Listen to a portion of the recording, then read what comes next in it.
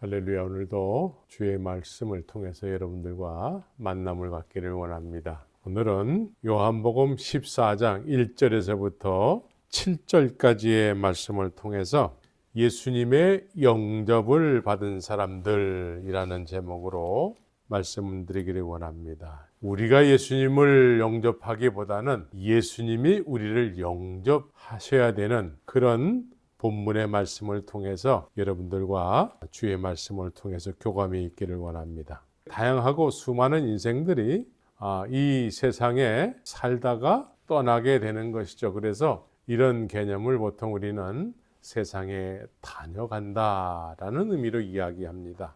자기 자신이 자신에 대해서 주인인 것처럼 살다가 한 번도 경험해 보지 못한 죽음의 길을 걸어가게 되는 것입니다. 영혼이 육신을 떠나게 되면, 그 육신의 주인이 떠나가게 되면은 그 육신의 주인이 떠남으로 인해서 육신은 폐가와 같이 흙으로 들어가게 되는 것이죠. 내가 나를 모르고 살아가면 자연히 내가 나를 책임지는 삶을 살 수밖에 없는 것입니다. 내가 나를 책임지는 인생은 수고하고 무거운 짐을 진 인생 자체이기 때문에 항상 내가 내 인생을 책임질 때 늘 염려되는 대표되는 제목이 뭘 먹을까 뭘 마실까에 대한 염려로 끊이질 않게 되는 것입니다. 요한복음 14장 1절에서부터 7절까지의 말씀은 예수님을 이미 영접해서 예수님의 제자로 이미 예수님과 동고동락하는 삶을 살아가는 사람들에게 말씀하시는 내용인 것입니다.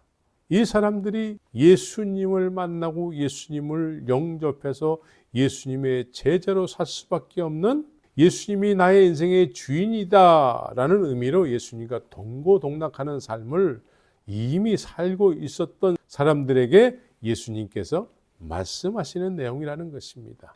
14장 1절에서 너희는 마음에 근심하지 말라. 하나님을 믿으니 또 나를 믿으라. 예수님과 늘 함께하는 제자들에게 너희는 마음에 근심하지 말라는 거예요. 근심할 만한 내용이 뭐냐면 내가 너희 거처를 예비하러 간다라는 거예요.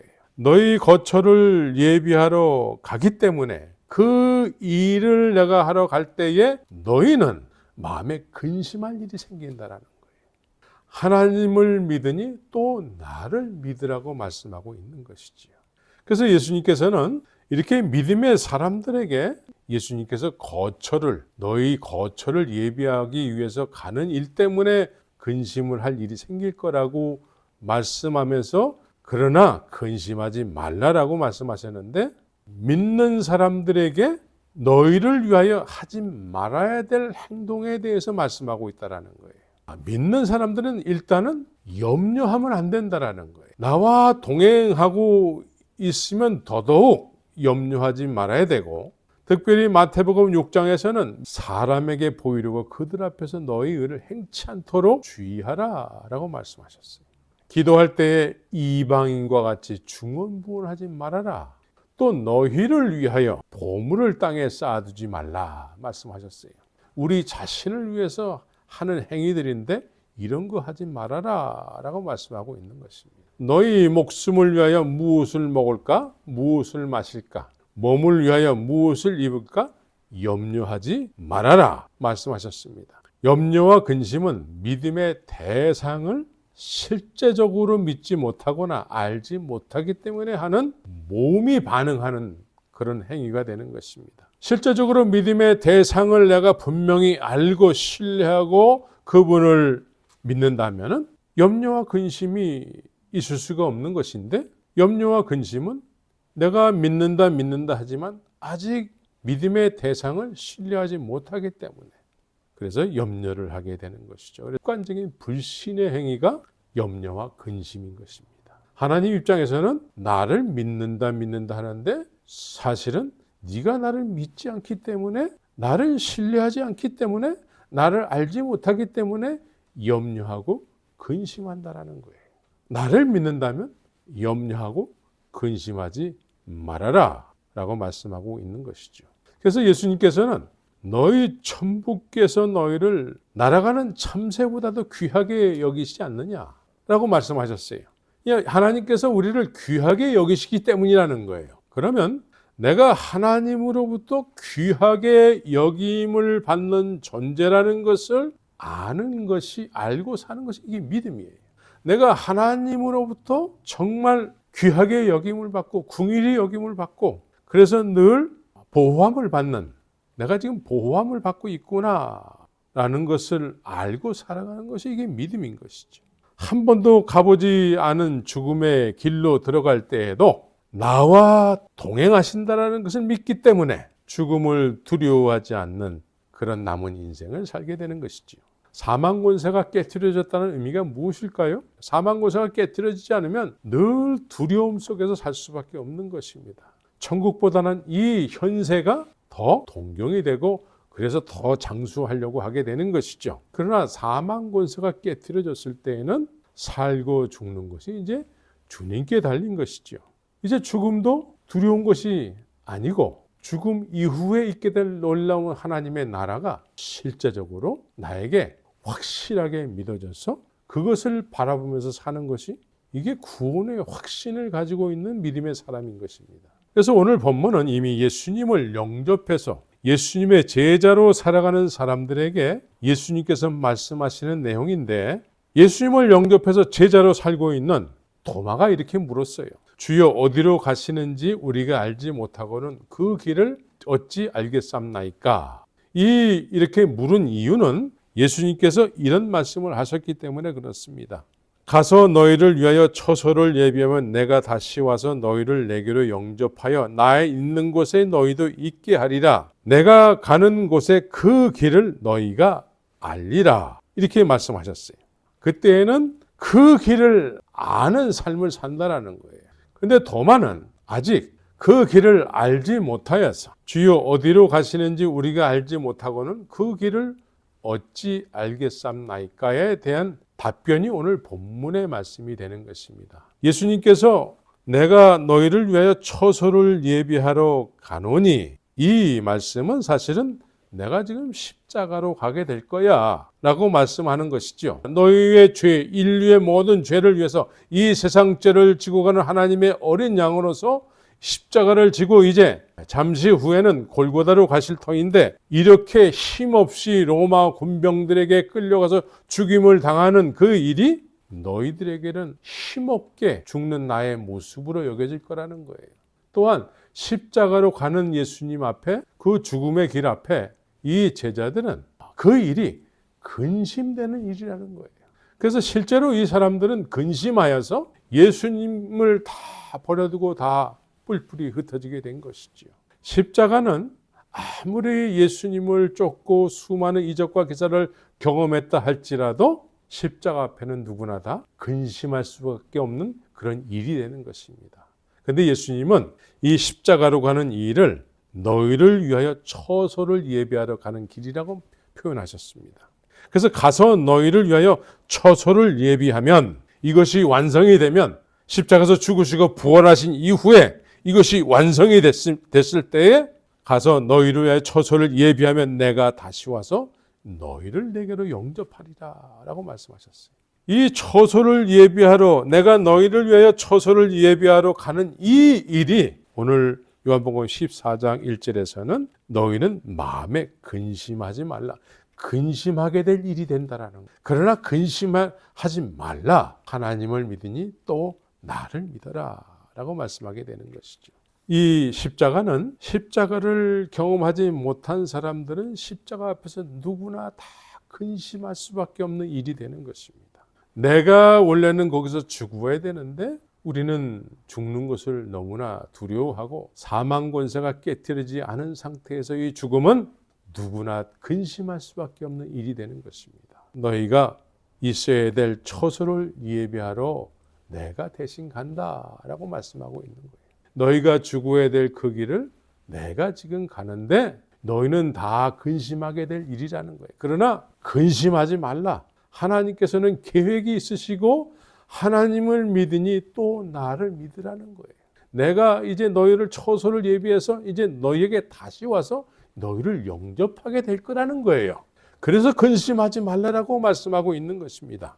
내가 다시 와서 너희를 내게로 영접하여, 이미 예수님을 영접해서 예수님과 동고동락했던 제자들에게 이제 예수님께서 내가 너희를 영접하겠다고 말씀하고 있는 것입니다. 예수님으로부터 영접함을 받아본 기억이 있습니까? 예수님으로부터 영접함을 받아야 돼요. 이게 십자가를 경험한 사람들의 공통된 모습이 되는 것입니다. 주님께서 너희를 위하여 처소를 예비한 이후에 내가 다시 와서 너희를 내게로 영접하여 나 있는 곳에 너희도 있게 될 거라는 것이죠. 그래서 근심할 일이 아니라는 거예요. 이제 내가 너희를 영접하겠다라는 의미가, 영접한 이후에는, 예수님께서 나를 영접한 이후에는 나 있는 곳에 너희도 있게 된다라는 거예요. 그래서 또 한 가지 근심하지 말아야 될 이유는, 내가 너희를 영접하게 되면 그때는 내가 가는 곳의 크기를 너희가 알게 된다는 거예요. 이 두 가지로 예수님이 말씀합니다. 나 있는 곳에 너희도 있게 될 것이다. 내가 가는 곳의 크기를 너희가 안다라는 거예요. 이 의미를 분명히 알아야 되는 것입니다. 막연하게 예수님이 우리의 길이 된다. 길, 진리, 생명이다. 이 말씀대로 그 길을 쫓아가야 된다고 그렇게 들어서 알고는 있는데 그 길이 어떤 길인지 모르는 것이죠. 그런데 오늘 예수님께서 말씀하는 내용은 그런 의미로 말씀하는 것이 아니죠. 오늘 예수님께서 말씀하시는 내용은 예수님께서 주어가 되셔서 예수님을 영접하고 동고동락한 사람들에게 예수님께서 이들을 영접함으로 인해서 이들에게 하시게 될 일들에 대해서 예수님께서 구체적으로 말씀하는 것입니다. 오늘 본문에서는 그 길을 너희가 아는, 그 길을 이미 안다라는 거예요. 근데 어떻게 알게 되느냐? 내가 곧 길이 된다라는 거예요. 우리가 먼저 이해해야 될 것은 나 있는 곳에 너희도 있게 하리라, 이렇게 말씀해요. 예수님께서 제자들을 영접한 이후에는 나 있는 곳에 너희도 있게 하리라, 이렇게 말씀해요. 그러면 나 있는 곳에 너희도 있게 된다는 의미는 죽은 다음에 천국 가서 함께 있다라는 걸 의미합니까? 그런 의미로 말씀하는 것이 아니고 14장 16절서부터 20절까지의 내용을 보게 되면 이해할 수 있게 되는 것이죠. 내가 아버지께 구하겠으니 그가 또 다른 보혜사를 너희에게 주사 영원토록 너희와 함께 있게 하시리니, 영원토록 너희와 함께 있게 된다라는 거예요. 누가요? 보혜사가. 그럼 보혜사는 예수님이에요. 예수님이신데 예수님께서 다시 오셔서 우리를 영접하는데 이때에는 보혜사로 우리를 영접한다라는 거예요. 그래서 보혜사가 우리를 영접할 때에 저는 진리의 영이라는 거예요. 세상은 능히 저를 받지 못하나니 이는 저를 보지도 못하고 알지도 못함이라. 그러나 너희는 저를 아나니, 그래요. 저는 너희와 함께 거하시며 너희 속에 계시겠습니다. 너희는 저를 아나니 저는 너희와 함께 거하시며, 3절에서 나 있는 곳에 너희도 있게 하리라. 17절에서는 너희는 저를 아나니 저는 너희와 함께 거하시며, 그래요. 예수님께서 우리와 함께 거하신다라는 거예요. 또 3절에서는 나 있는 곳에 너희도 있게 한다라는 거예요. 내가 너희를 고아와 같이 버려두지 아니하고 너희에게로 오리라. 이것은 세상이 끝나고 심판지로 오신다는 의미가 아니에요. 내가 처소가 마련이 돼서 내가 다시 와서 너희를 내게로 영접한다는 의미로 말씀하는 거예요. 이 예수님께서 진리의 영으로 보혜사로 오셔서 나 있는 곳에 너희도 있게 된다라는 거예요. 너희가 있는 곳에 내가 있다라는 거예요. 이런 의미도 되는 것이죠. 20절에서는 그 날에는 내가 아버지 안에, 너희가 내 안에, 내가 너희 안에 있는 것을 너희가 알리라. 이건 천국에서의 있을 일을 이야기하는 게 아니에요. 지금 우리가 예수님께서 나를 영접함으로 인해서 그분이 거하신 곳에 나도 있고 내가 있는 곳에 그분이 거함으로 인해서 이 사실을 우리가 안다라는 거예요. 이제 내가 곧 길이요 라고 했을 때에는 우리 안에 길을 소유한 거예요. 우리 안에 예수님이 거하셔서 예수님이 길이 되셔서 우리를 인도해 가시는 것을 의미하는 것입니다. 그 길을 너희가 알리라 말씀하고 있는 것입니다. 아는 길을 간다라는 거예요. 예수님 당신 자신이요 그 길을 소유하고 있기 때문에 그렇습니다. 아는 길이라는 것은 그 길이 우리를 인도해 가신다라는 것이죠. 진리를 쫓는 것이 아니라 진리가 소유한 바 돼서 진리에 의해서 가는 거예요. 다른 것은 없고 진리만을 소유해서 진리의 인도함을 받는 것이죠. 그래서 진리와 진리가 아닌 것을 분별할 수 있는 능력이 생기는 거예요. 오늘날 가짜가 얼마나 많습니까? 이 가짜들을 다 분별할 수 있는 능력이 생기는 거예요. 왜? 진리를 소유했기 때문에. 예수님께서 계신 곳에 나도 있기 때문에 그래요. 예수님이 계신 곳은 우리 안이, 우리 마음이, 우리 마음에 예수님이 계시고 나도 그 안에 있기 때문에 진리를 소유한 거예요. 진리를 소유해서 진리의 인도함을 받는 거예요. 생명을 쫓는 것이 아니고 생명을 소유했기 때문에, 예수님의 생명을 소유했기 때문에 죽어도 사는 삶을 사는 거예요. 죽음이 더 이상 두려운 것이 아니고 한 번도 가보지 않은 길이지만 그 죽음은 이미 사망 권세가 깨트려진 부활의 생명을 내가 소유하면서 그 부활의 생명으로 사는 거예요. 나 있는 곳에 너희도 있게 됨으로 인해서 내가 가는 곳에 그 길을 너희가 아는 삶을 산다라는 거예요. 길을 소유한 삶을 사는 것이죠. 그래서 아는 길이 되는 거예요. 진리를 소유한 삶을 사는 거예요. 예수님의 생명을 소유한 삶을 사는 거예요. 그래서 죽어도 사는 거예요. 예수님께서 이제 근심하지 말아야 될 이유로 말씀하는 거예요. 예수님께서 십자가에서 죽으시고 부활하신 그 의미, 내가 너희를 위하여 처소를 예비하러 가는 그 의미를 우리는 분명히 알아야 되는 것입니다. 천국에 들어갈 수 있는 유일한 길은 예수님이 나를 위해서 처소를 예비하셔야 되는 것이죠. 이게 십자가예요. 예수님께서 나를 위해서 처소를 예비하지 않으시면 나는 아무리 예수님을 믿는다 할지라도 아무 관련이 없는 거예요. 그래서 예수님은 늘 우리를 그분 계신 곳에 우리를 늘 있게 하기를 원하는 거예요. 그래서 그분이 우리 안에 계시면 우리 또한 그분 안에 있게 되는 것이지. 그분은 또 하나님 안에 계시고 7절에서는 너희가 나를 알았다면 내 아버지도 알았으리로다. 이제부터는 너희가 그를 알았고 또 보았느니라 말씀하고 있습니다. 나 있는 곳에 너희도 있게 하리라. 이 의미는 하나님 안에 우리도 있게 된다라는 의미가 되는 것입니다. 에베소서에 보게 되면은 이런 말씀을 사도 바울이 하고 있습니다. 허물로 죽은 우리를 그리스도와 함께 살리셨고 너희가 은혜로 구원을 얻은 것이라. 또 함께 일으키사 그리스도 예수 안에서 함께 하늘에 앉히시니 그래요. 이미 하늘에 앉힘받았다라고 얘기하고 있습니다. 예수님이 거하시게 되면은 거하시는 곳에 우리가 함께 있게 되면 그것은 이미 하늘에 앉힘받은 것이라는 거예요. 그래서 사도 바울 선생님은 나의 시민권은 이미 하늘에 있다라고 말씀하고 있는 거예요. 그래서 우리가 이제 앞으로 예수님을 믿고 따른다라는 의미 속에는 도마에게 답변하시는 예수님, 내가 처소를 예비하면 내가 다시 와서 너희를 내게로 영접하게 될 거야. 예수님께서 나를 영접하셔서 이제 나 있는 곳에 너희도 있게 된다. 예수님 계신 곳에 나도 있고 나 있는 곳에 예수님이 있는 이러한 믿음의 삶을 사는 사람이 있다는 것이죠. 그래서 내가 가는 곳에 그 길을 아는 삶을 살아가는 믿음의 사람이 있다는 거예요. 이것이 사도행전에서 이런 일들이 구체화된 거예요. 예수님께서 영접해 주셔서 내가 예수님을 소유해야 되는 거예요. 처소를 예비하면 내가 머물러야 될 처소를 예비하면 내가 다시 와서 너희를 내게로 영접하겠다는 거예요. 이 과정이 없으면 이것이 분명치 않으면 우리는 언제나 실패할 수밖에 없습니다. 언제나 우리는 근심할 수밖에 없습니다. 14장 16절에서부터 20절까지의 말씀도 오늘 본문과 함께 같이 이렇게 이해가 되어져야 되는 것입니다. 이제 진리의 영을 소유함으로 인해서 이 진리의 영은 어느 시대나 어떤 어려운 환경 속에서든 진리를 소유했기 때문에 진리가 나를 이끌어가는 것이죠. 진리가 나를 이끌 때에는 다른 것은 다 진리가 안 되는 거예요.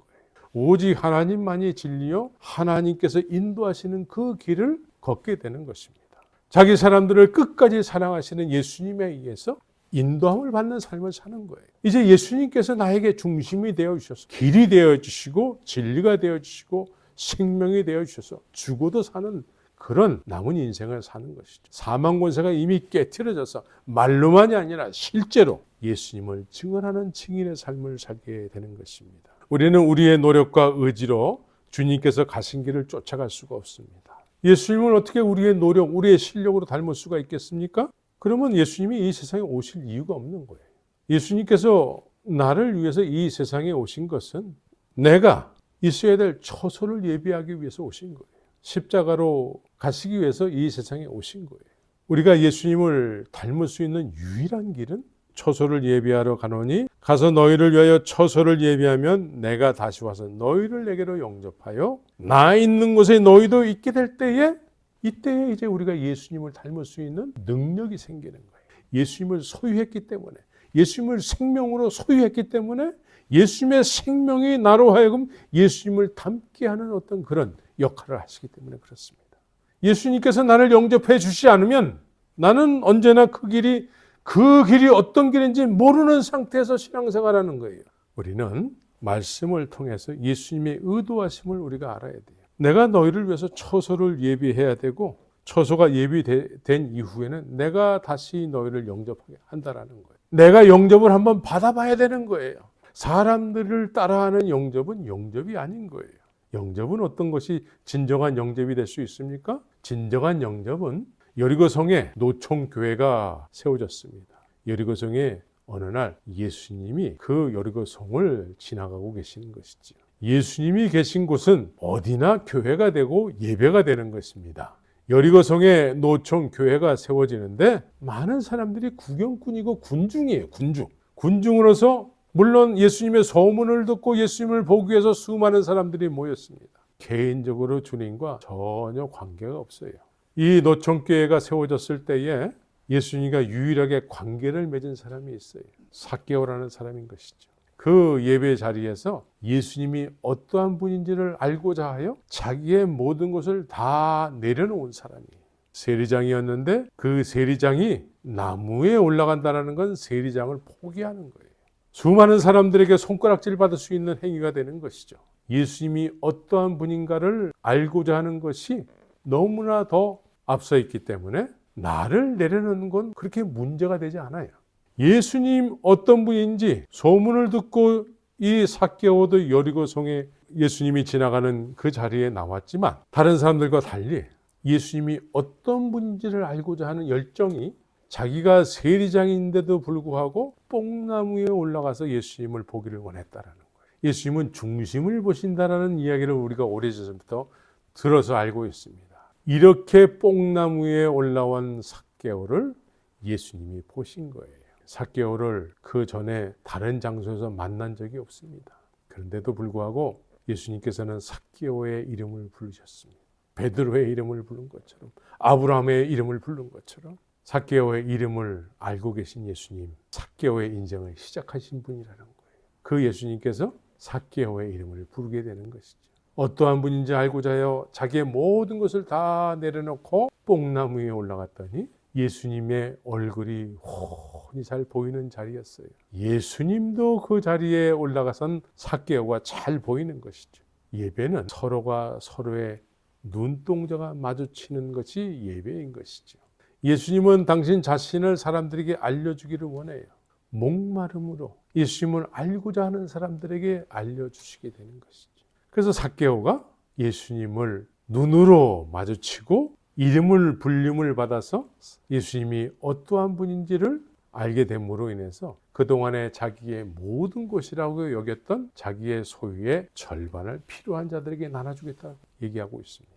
이처럼 우리는 예수님을 이렇게 확실하게 알므로 인해서 예수님을 믿는 믿음의 사람들이 되어야 되는 것이죠. 이제 예수님과 우리는 관계를 맺어야 돼요. 나를 따라오너라. 네가 전부로 알고 있었던 모든 것을 뒤로 하고 이제 내가 너에게 전부가 된 삶을 살거라. 이렇게 삶을 시작해서 12명의 제자들이 예수님을 따르기 시작한 것입니다. 예수님이 그 무엇보다 소중하고 전부로 여겨졌기 때문에 따르는 삶을 사는 것이죠. 이런 사람들에게 예수님께서 이제 내가 너희를 위하여 처소를 예비하러 가노니 내가 처소를 예비하면 내가 다시 와서 너희를 내게로 영접할 거야. 이제 예수님께서 영접하시겠다라는 거예요. 우리 쪽에서 예수님을 영접했다면 이제 예수님 쪽에서 우리를 영접하시겠다라는 거예요. 예수님의 영접을 받았을 때 있게 되는 놀라운 은혜가 무엇이냐면 나 있는 곳에 너희도 있게 된다라는 거예요. 내가 가는 곳에 그 길을 너희도 알게 된다라는 거예요. 이 두 가지 분명한 은혜가 있다라는 거예요. 그래서 나 있는 곳에 너희도 있게 된다는 의미는 내가 그분을 소유한다라는 거예요. 길 대신 길을 내가 소유하는 거예요. 진리를 소유하는 거예요. 생명을 소유하는 거예요. 그러면서 길이 나를 이끌어가는 거예요. 진리가 나의 인생의 목적이 돼서 진리가 나를 이끌어가는 거예요. 생명이 이제 더 이상 사망 앞에서 두려워하지 않는 삶을 살게 되는 것이죠. 부활의 생명이 더 이상 죽음 앞에서 종노릇하는 삶을 살지 않는 거예요. 예수님께서 이 세상에 오셔서 우리를 위해서 만들어 놓으신 믿음의 원칙이 되는 거예요. 코로나가 왔을 때 사람들이 3분의 1이 없어졌어요. 이제 또 다른 위험이 오게 되면 이제 더 많은 흔들림이 있게 될 것입니다. 이제 우리는 내가 예수님을 확실하게 영접하고 삭개오처럼, 베드로처럼, 제자들처럼, 아브라함처럼 예수님, 믿음은 이런 것이라고 가르쳐주고 있어요. 성경은 믿음은 이런 거야. 아브라함을 통해서, 제자들을 통해서, 삭개오를 통해서, 수많은 믿음의 선진들의 이야기를 통해서 믿음은 바라는 것들의 실상이요 보지 못하는 것들의 증거. 믿음이 있다면 바라는 실상이 있다라는 거예요. 바라는 실상이 우리가 원하는 나 부자 되게 해주세요. 이런 실상이 아니라 주님이 나에게 약속하고 계시는 그것이 실상이 되는 거라는 거예요.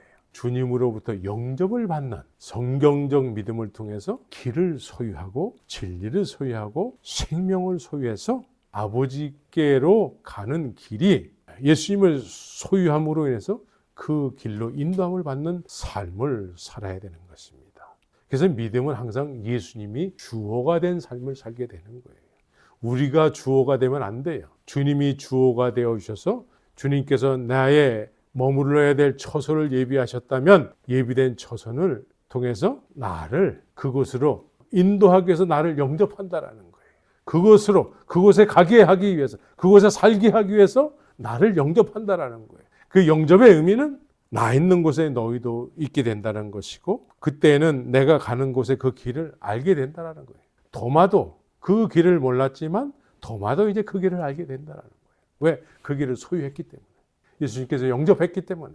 예수님께서 도마를 영접했기 때문에 그 길을 소유함으로 인해서 도마가 그 길에 인도함을 받아서 간다는 거예요.